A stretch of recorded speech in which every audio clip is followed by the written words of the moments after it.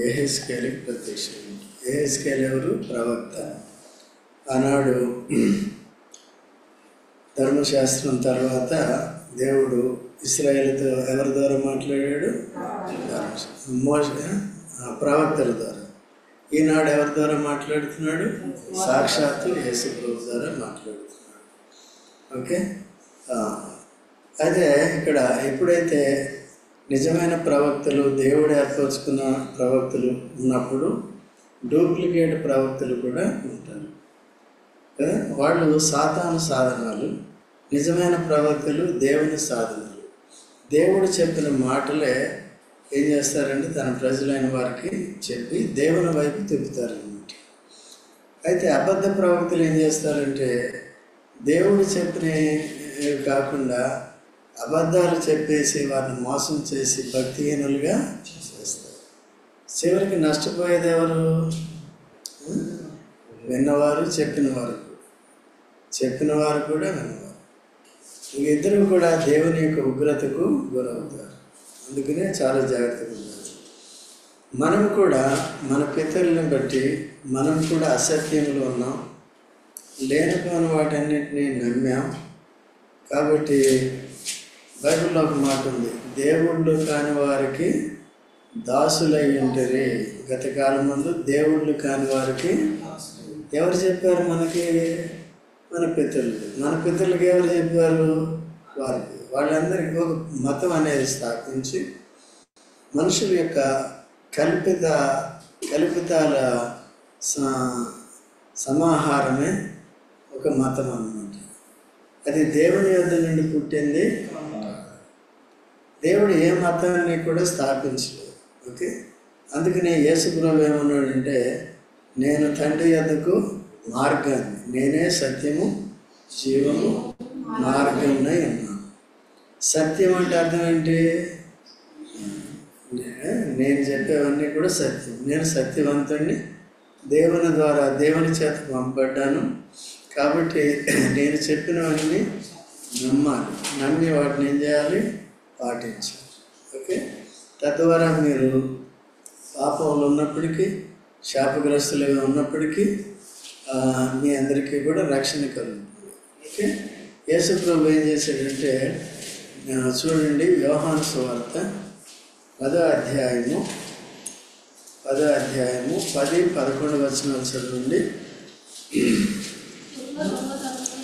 దొంగతనమును హత్యను నాశనము చేయుటకు వచ్చును గాని దేనికి రాడు. గొర్రెలకు జీవము కలుగుటకును సమృద్ధిగా కలుగుటను. ఇద్దరున్నారు చూడండి. అది యేసుక్రీస్తు ప్రభు గొర్రెల మంచి కాపరిగా వచ్చాడు. ఏమంటున్నాడు యేసు ప్రభు? నేను గొర్రెలకు జీవమునిచ్చుటకు. ఎటువంటి జీవం అంట? సమృద్ధి అయిన జీవం. యేసుక్రీస్తు ప్రభులో మనకి నిత్య జీవాన్ని ఇస్తాడు, సమృద్ధి అయిన జీవాన్ని ఇస్తాడు. అంటే ఎటువంటి చింత, బాధ, శాపం లేని జీవం ఎవరిలో వస్తుంది? యేసు ప్రభు. అయితే దొంగ ఎవరంటే సాతాను అన్నమాట. వాడు ఏం చేస్తాడు? అబద్ధ ప్రవక్తల్ని, అబద్ధ బోధకుల్ని ఆధారం చేసుకుని మనల్ని చంపుతాడన్నమాట. ఉదాహరణకు యెరూషలేము నుండి యెరికోకి, లూకాసు వార్త 10వ అధ్యాయం తీనవసరం లేదు, 31 నుండి యెరూషలేము నుండి యెరికోకి ఒక వ్యక్తి ప్రయాణమే వెళ్తున్నాడు. యెరూషలేము అంటే సమాధాన పట్టణం. ఎక్కడికి వెళ్తున్నాడండి? యెరికో. శాపగ్రస్తమైన దానికి వెళ్తున్నాడు. అది వెళ్ళటమే తప్పు కదా. మనం కూడా అనేక సార్లు దేవుని మందిరానికి రాకుండా ఎక్కడికెక్కడికో వెళ్తాం. మధ్యలో ఎవరుంటారు? దొంగోడు ఉంటాడు. ఎవడా దొంగోడు? సాతాను. కాబట్టి మనల్ని ఆత్మీయంగా పాడు చేస్తాడు. ఓకే. అందుకనే దొంగ దేనికి వస్తాడంటే దొంగతనం చేయడానికి సాధ్యం. ఈయన ఏం చేశాడంటే యెరూషలేము నుండి యెరికోకు వెళుతున్నప్పుడు మధ్యదారిలో చీకటి పడింది.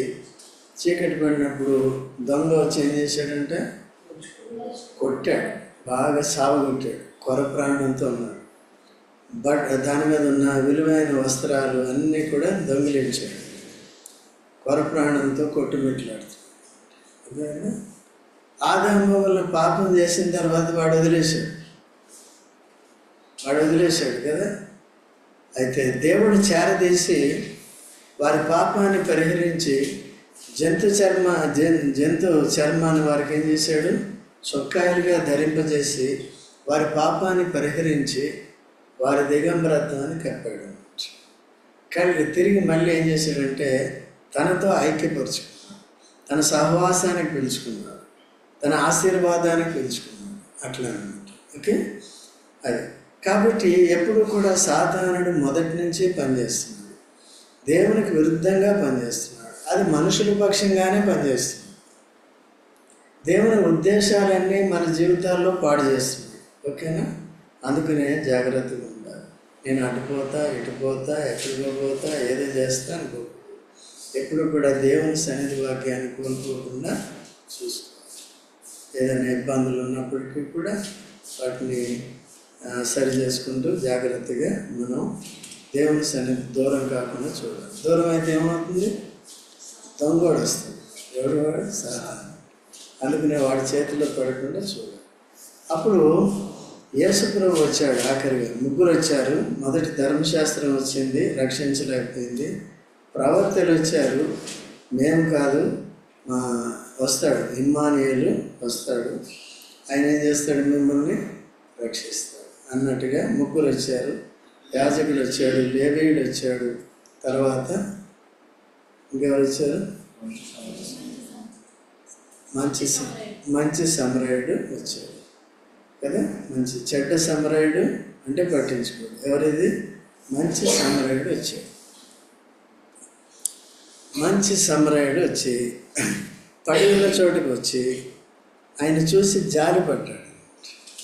ధర్మశాస్త్రానికి ఏం లేదు, జాలి కనికరం లేదు. నువ్వు పాపం చేసావు కాబట్టి చావాలంతే. పాపం వల్ల జీతము, దాన్ని ఎవరు రివర్స్ చేయలేదు. యేసుప్రభు ఒక్కడే రివర్స్ చేశాడు. పాపం వల్ల వచ్చే జీతము మరణం. అయితే దేవుని కృపావరము మన ప్రభు అయిన యేసుక్రీస్తునందు నిత్య జీవం. యేసు ప్రభువులో ఉన్న జీవం ఎప్పుడు నిత్యంగా తీసుకోవాలి. యేసు ప్రభు లేకపోతే జీవం ఉంది కానీ నిత్య జీవము లేదు. ఎప్పుడైతే యేసు ప్రభు మన జీవితంలోకి వస్తాడో మనం యేసు ప్రభుతో కొనసాగుతామో నిత్య జీవం కలిగిన వారుగా ఉంటాం. ఈ లోక జీవం అయిపోతుంది, నిత్య జీవంలోనికి ప్రవేశిస్తాం. అందుకనే నీవు నిత్య జీవంలోనికి ప్రవేశించాలి అంటే ధర్మశాస్త్ర సంబంధమైన వ్యక్తి ఇది చెయ్యి అంటే అది చేస్తే నిత్య జీవం వస్తుందా? లేదు. యేసు ప్రభువును వెంబడిస్తే వస్తుంది. నీ డబ్బంతా అమ్మేసి బేదలకు ఇచ్చి నన్ను వెంబడించంటే ముఖం వికారం చేసుకుని వెళ్ళిపోయాడు. అంటే దేన్ని కోల్పోయాడు? యేసు ప్రభువుని కోల్పోయాడు, నిత్య జీవాన్ని, తాత్కాలికమైన జీవాన్ని, డబ్బుని కోల్పోయాడు.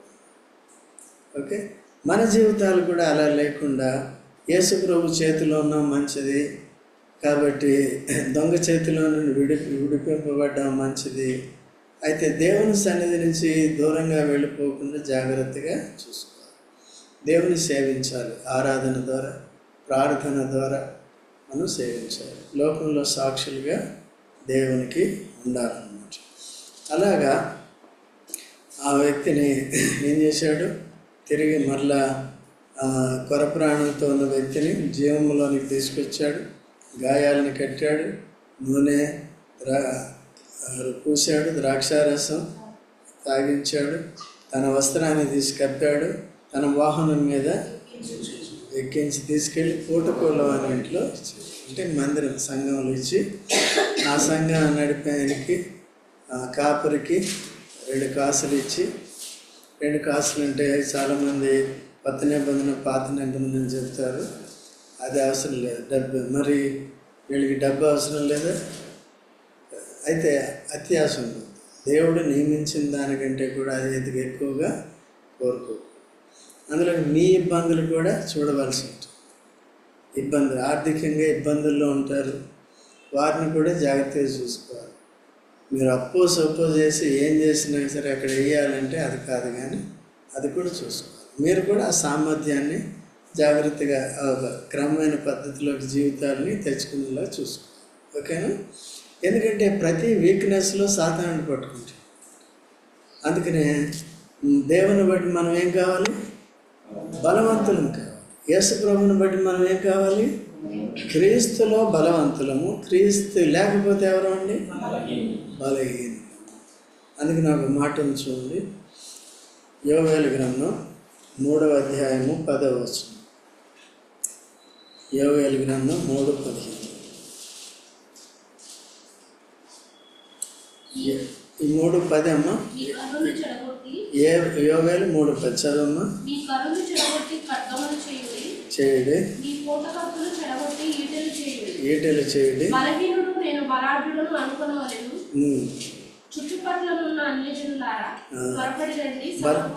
చూసారండి, ఇక్కడ ఏముందండి? ఎవరిలో? యేసు ప్రభులో ఉన్నప్పుడు మనం ఎవరు అండి? యేసు ప్రభు లేకపోతే కదా. నేను ఎప్పుడు బలహీనో అప్పుడు బలవంతంగా ఉంటాడు. When I'm weak then I'm strong. ఎప్పుడు నా బలహీనతల్లో నాకు జ్ఞానం లేదు, నాకు శక్తి లేదు అంటే అప్పుడు దేవుడు తన జ్ఞానంతో తన శక్తితో నింపుతాడు. ఓకేనా?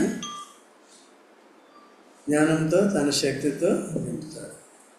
కనుక ఈ మాటలు మనం చాలా జాగ్రత్తగా గుర్తుపెట్టుకోవాలి. సరే, ఇప్పుడు ఇక్కడికి వద్దాం. కనుక యేసుక్రీస్తు ప్రభులో మనకేముందండి? రక్షణ ఉంది. యేసు ప్రభులో మనకేముంది? భద్రత ఉంది. యేసు ప్రభులో మనకేముంది? నిత్య జీవం ఉంది. ఓకే. క్రీస్తుకు వేరుగా ఉంటే బలహీనం. క్రీస్తుకు వేరుగా ఉంటే సాతానుడు వచ్చి పట్టుకుంటాడు కదా. ఏమాత్రం అలక్ష్యంగా ఆత్మీయ విషయాల్లో ఎరిగిన తర్వాత ఉన్నామా అంతే. ఈ లేని వారు ఎలాగా వాడి స్వాధీనంలో ఉన్నారని వాళ్ళ గురించి పట్టించుకో. వాడు చేసేదంతా యేసు ప్రభువుని ఎరగకుండా చేస్తాడు. గుడ్డితనం కలిగేసి మనోనేత్రాలకి చేస్తాడు. ఎరిగిన వారే అటు ఇటు కాకుండా చాలామంది ఉన్నారు. 99% అన్నా చెప్పినా తప్పేం లేదు, అంతమంది ఉన్నారు. అట్లా లేకుండా అందుకని ఇక్కడ ఉన్న కొంతమంది అయినా సరే అందరూ స్పష్టంగా ఎరిగి క్రీస్తు ద్వారా బలవంతులే, జాగ్రత్తగా ఉండాలి, ఆత్మీయ జీవితంలో నష్టాలు తెచ్చుకోకూడదని మా తాపత్రయం. అందుకంటే ఏమి ఓకేనా. ఇప్పుడు ఇక్కడికి రండి. యెహెజ్కేలు 12వ అధ్యాయము 22వ వచనంలో, నరపుత్రుడా, దినములు జరిగిపోచున్నవి, ప్రతి దర్శనము నిరర్ధకమవుతున్నది అని ఇశ్రాయేలు దేశంలో మీరు చెప్పుకున్న సామెత ఏంటి? దినములు గతించిపోతున్నాయి, ప్రతి దర్శనం ఏమవుతుందంటే నిరర్ధకము. దేవుడు చెప్పిన మాట ఏదైనా నిరర్ధకం అవుతుందా? దేవుడు అబ్రహాముకి చెప్పాడు, 400 సంవత్సరాలు 400 సంవత్సరాల తర్వాత నీ సంతానమైన ఇశ్రాయేలీయులు ఐగుప్తులో దాసులుగా బానిసలుగా ఉన్నప్పుడు వారిని నేనేం చేస్తాను? విడిపించి వారిని కనాను దేశానికి ప్రవేశపెడతాను, పాలు తేనెలు ప్రవహించదు. అది జరిగిందా లేదా? జరిగిందా? అయితే ప్రవక్త అయిన యెషయా ద్వారా దేవుడు ఏం చెప్పాడంటే, కన్యక గర్భవతి ఇమ్మానుయేల్ కను కుమారుని కను, ఆయన పేరు. అది జరిగిందా లేదా? యేసుక్రీస్తు ప్రభు చూడండి, ఆదికాండం 3వ అధ్యాయం 15వ వచనంలో స్త్రీ సంతానము సర్ప సంతానం యొక్క సర్ప సంతానాన్ని ఏం చేస్తుంది? తల చితగొడుతుంది. సర్ప సంతానం ఏం చేస్తుంది? సర్పం మడిమని కొడుతుంది. జరిగిందా లేదా? యేసుప్రభుని సాతానుడు ఏం చేశాడు? శిలువకి మేకులేసి కొట్టాడు. యేసుప్రభు ఏం చేశాడు? చనిపోయి మన పాపాన్ని పరిహారం చేసి మన పాప శిక్ష మరణాన్ని తానే భరించి మరణాన్ని జయించాడు. వాడి తల చితికి. ఎవడి తల? తిరిగి లేచి చనిపోయినప్పుడు ఏమనుకున్నాడు? నేను జయిస్తున్నాను అనుకున్నాడు. తిరిగి లేచిన తర్వాత పోయాడు. ఇప్పుడు ఉచితంగా సాతాను అధికారంలో ఉన్న మనము క్రీస్తు యేసు మరణ పునరుద్ధానాలైన విశ్వాసం ఉంచడం ద్వారా పాపక్షమాపణ పొందడం ద్వారా వచ్చేసాం. ఇప్పుడు we no more belong to Satan, we belong to Christ. సాతానికి చెందిన వారము ఎవరండి? ఇప్పుడు యేసు ప్రభు సత్యవంతుడా కాదా? యేసు ప్రభుకి వేరుగా ఉంటే ఎవరు? మనం సత్యంలో లేనివారు. యేసు ప్రభులు అంటే ఎవరు? సత్యవంతులు. చూడండి, 1 యోహాను 5వ అధ్యాయం 20వ వచనం. మొదటి యోహాను 5. సత్యవంతుడైన వారిని ఎరుగవలెనని దేవుని కుమారుడు వచ్చి మనకు వివేకం అనుగ్రహించి ఉన్నాడని ఎరుగుదుము. మనము దేవుని కుమారుడైన యేసుక్రీస్తు నందున్న వారమై సత్యవంతుని అందున్నాము. ఆయనే నిజమైన దేవుడును నిత్య జీవనై ఉన్నాడు. ఎవరి అందున్నాం? మనం యేసుక్రీస్తు నందుంటే ఎవరిలో ఉన్నాం? సత్యదేవుని అందున్నాం. ఆయనే నిజమైన దేవుడు, నిత్య జీవం. మనకి నిజమైన దేవుడిని ఎరిగితే ఏమొస్తుంది? నిత్య జీవం వస్తుంది. ఎవరిలో ఉందా నిత్య జీవం? యేసుక్రీస్తు. ఎందుకని? యేసు ప్రభులో ఉంది. చనిపోయి తిరిగి లేచాడు. దేని కొరకు లేచాడు? నిత్య జీవం. అనేకులు దేవుళ్ళు అనబడిన వారు వచ్చారు, చనిపోయారు, తిరిగి లేచారా? ఒకవేళ ఎవరైనా లేచారని చెప్తే చెప్పవచ్చు, చెప్పేవాళ్ళు ఉన్నారు. అయితే ఎందుకొరకు చనిపోయారు? ఎవరిని చనిపోయారు? తిరిగి లేచి ఏం చేస్తున్నారు? అయితే యేసు ప్రభువులో మనందరికీ పాప క్షమాపణ, ఆత్మరక్షణ, మరణించినా తిరిగి లేచినా దానికి మనతో లింక్ పెట్టుకున్నాడు. అట్లా భక్తులతో లింక్ అనేది వేరే దగ్గర అట్లా ఉండదన్నమాట. అందుకనే వేరే జాగ్రత్తలు. ఇప్పుడు దేవుడు చెప్పిన మాట ఏదైనా నిరర్థకం అవుతుందా? చూడండి, లూకా సువార్త 1:34. లూకా సువార్త. మరియా నేను పురుషుని ఎరుగని దానిని ఇది నాకు జరుగునని దూతకు అనగా దూత పరిశుద్ధాత్మ నీ మీదికి వచ్చును, సర్వోన్నతుని శక్తి నిన్ను కమ్ముకొనును కనుక పుట్టబోవు శిశువు పరిశుద్ధుడై దేవుని కుమారుడు అనబడును. అది కదమ్మా 37, 1:37 లోక 1:37. దేవుడు చెప్పిన ఏ మాట అయినను నిరర్థకం కానేరదని ఆమె. దేవుడు చెప్పిన మాట ఏది కూడా. అందుకనే మనం బైబిల్ని జాగ్రత్తగా చూసుకోవాలి. బైబిల్లోనే దాన్ని మార్చేసి తారుమారు చేసి చెప్తూ ఉంటారు. సో జాగ్రత్తగా ఉండాలి. ఆత్మ సంబంధమైన దాన్ని శరీర సంబంధంగా మార్చి చెప్తూ ఉంటారు. జాగ్రత్తగా చూసుకుని అట్లా చేయాలి. సో కాబట్టి ఇంతకీ ఇక్కడ మనం తెలుసుకున్నది ఏంటంటే, అబద్ధ ప్రవక్తలు అబద్ధాలు చెప్తారు, నిజమైన ప్రవక్తలు నిజాన్ని చెప్తారు. మనం ఎవరి మాటలు వినాలి? ఈనాడు బోధకులు కూడా ఎవరున్నారండి? అబద్ధ బోధకులు. మొదటి యోహాను 4వ అధ్యాయం 1వ వచనం చదవండి. మొదటి యోహాను 4:1 చదవండి. ప్రియులారా, అనేకులైన అబద్ధ ప్రవక్తలు లోకంలోనికి బయలు వెళ్ళి ఉన్నారు కనుక ప్రతి ఆత్మను నమ్మక ఆ ఆత్మలు దేవుని సంబంధమైనవో కావో పరీక్షించుడి. యేసుక్రీస్తు శరీరధారి అయి వచ్చెనని ఏ ఆత్మ ఒప్పుకొనునో అది దేవుని సంబంధమైనది. ఏ ఆత్మ యేసును ఒప్పుకొనదో అది దేవుని సంబంధమైనది కాదు. ఇప్పుడు నేను చెప్పానంటే ఆత్మ ప్రత్యక్ష ద్వారా చెప్పాలి. ఒకవేళ యేసు ప్రభు రక్షకుడు కాదు, దేవుని కుమారుడు కాదు, పాపుల రక్షకుడు కాదంటే ఏ ఆత్మతో చెప్తున్నాడు? దురాత్మతో చెప్తున్నాడు. యేసు ప్రభు రక్షకుడు, దేవుని కుమారుడు అంటే ఏ ఆత్మతో చెప్తున్నాడు? దేవుని ఆత్మతో. అది గుర్తుపెట్టుకోవాలి. ఓకేనండి. సో కాబట్టి ఇక్కడికి దేవుడు ఇచ్చిన ఏ మాట కూడా ఏం కాదు, బైబిల్లో అన్నీ నమ్మాలి.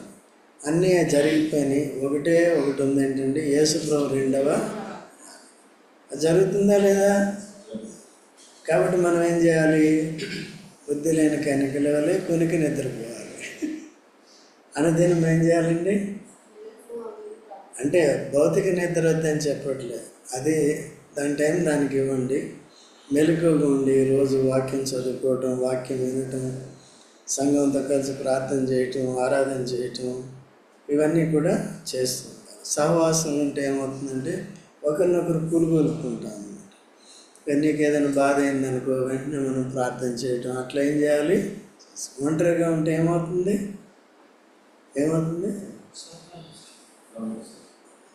దొంగ వస్తాడు కదా, దొంగ రెడీగా ఉంటుంది. ఓకే, ఇబ్బందులు పెడుతూ ఉంటాయి. తర్వాత 23వ వచనం చదవండి. కావున నీవు వారికి మాట తెలియజేయము, ప్రభువుకి యెహోవా సెలవిచ్చినదేమనగా ఇక మీద ఇశ్రాయేలులో ఎవరినూ ఈ సామెత పలుకకుండా నేను దానిని నిరర్థకం చేసేదను కనుక నీ వారితో ఇట్లను దినములు వచ్చుచున్నవి ప్రతి దర్శనము నెరవేరు. ప్రతి దర్శనం ఏమవుతుందండి? వారి సామెతలు జరగవు అనేవన్నీ జరిగించి చూపిస్తాను. వాడు చెప్పినవి ఏమవుతాయండి? అబద్ధ ప్రవచనాలు నిరర్థకం అవుతాయి. తర్వాత దేవుడు చెప్పిన ప్రవచనాలన్నీ నెరవేరుతాయి ఖచ్చితంగా, తూచేద్దాం. భూమి ఆకాశం గతించిపోయినను నా మాటలు ఎన్నటికీ అటువంటి మాటలు మనం కలిగి ఉన్నామండి. జాగ్రత్తగా చదువుకోవాలి. 24వ వచనం,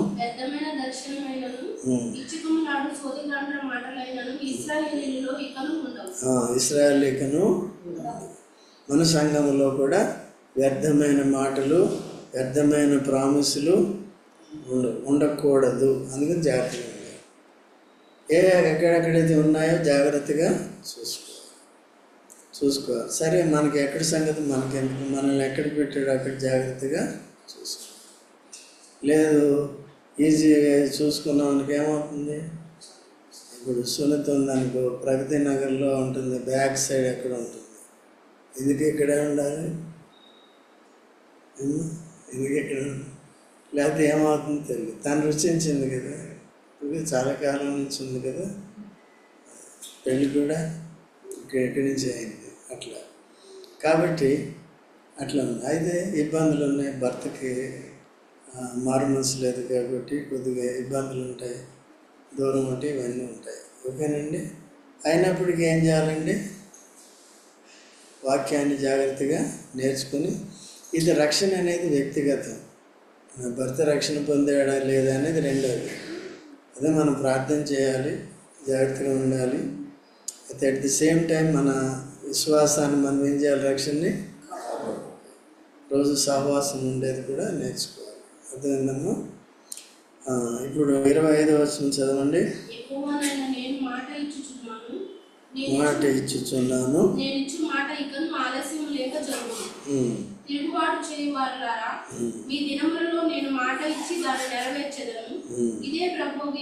చూసారా?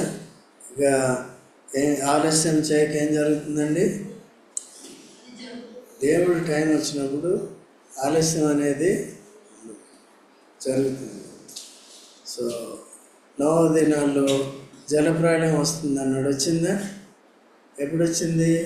దేవుడి టైం వచ్చింది. దగ్గర ఇంకా 120 years వాళ్ళకి టైం ఇచ్చాడు మారుమనసు పొందారా?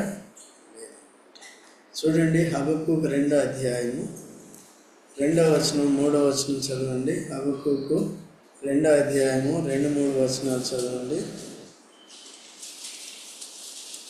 హబక్కూకు 2వ వచనం. సెలవిచ్చాను, చదువువాడు పరిగెత్తుచు చదవవీలకున్నట్లు నీవు ఆ దర్శన విషయమును పలక మీద స్పష్టముగా రాయము. ఆ దర్శన విషయము నిర్ణయ కాలమున జరుగును, సమాప్తమగుటకై ఆతురపడుచున్నది, అది తప్పక నెరవేరు. అది ఆలస్యంగా వచ్చినను దాని కొరకు కనిపెట్టును. ఆలస్యంగా వచ్చిన ఏం చేయాలండి? దాని కొరకు కనిపెట్టును. యేసుప్రభు రెండో రాకడ తప్పక జరుగుతుంది కదా. అయితే మనం రేపు మాపు వచ్చేస్తుంది అనుకోకూడదు. తప్పక ఆలస్యమైన ఏం జరుగుతుంది? తప్పక జరుగుతుంది. ఓకేనండి. దాన్ని మనం అనుభవించి తీరుతాం. ఒకవేళ మన జీవితంలో మనం చనిపోయిన తర్వాత వచ్చినా వస్తుంది. అయినా మనం చనిపోతే ఏమవుతుంది?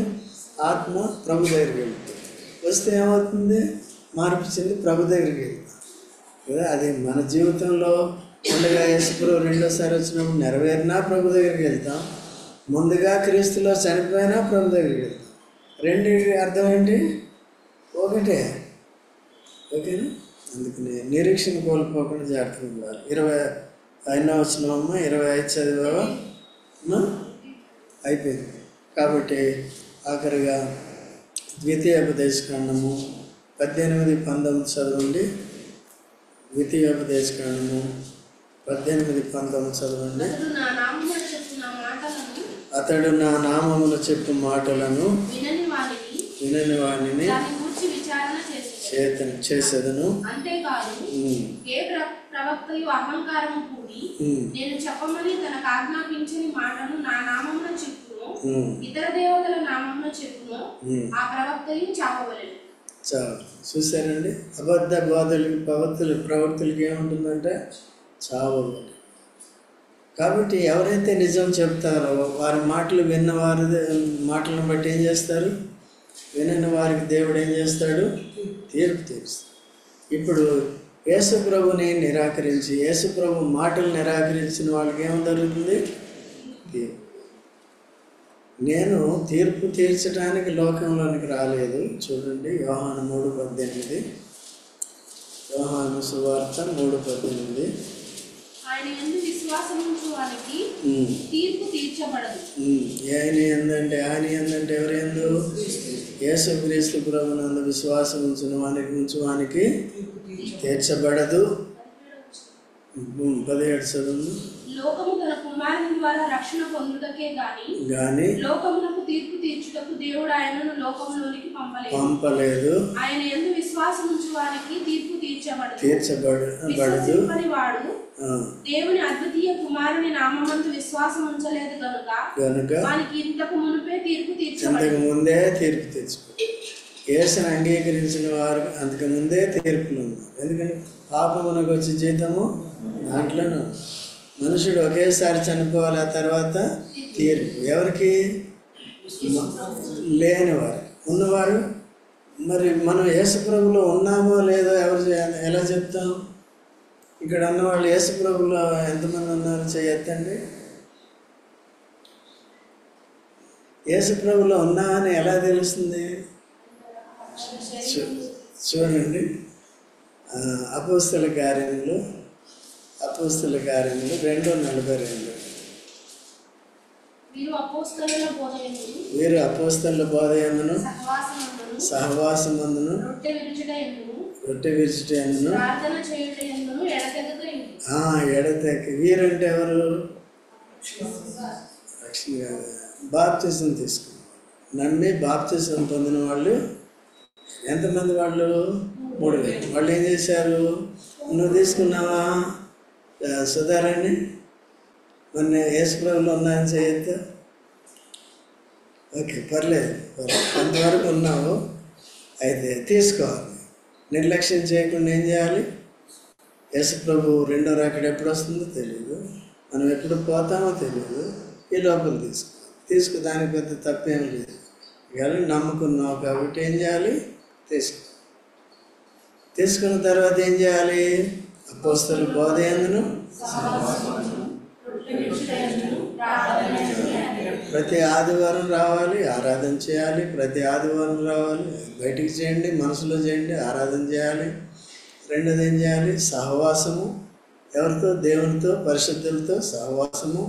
మూడోది ఏంటి? రొట్టె విరుచుట. అంటే యేసుప్రభు రక్త మాంసాల్లో పాలు పొందటం అంటే ఆయనతో కమ్యూనియన్. నేను ఆయనతో ఏకమై ఉన్నాను, క్రీస్తులో ఉన్నాను, కొనసాగుతున్నానని సాక్ష్యం ఇస్తున్నాను. ఎప్పుడు ఇవ్వాలి? నెలకోసారి. చాలా సంఘాలు నెలకోసారి. ఇక్కడ మనం కూడా ప్రతి వారం ఇస్తే కూడా కొంతమంది ఏం చేస్తున్నారు? నెలకోసారి.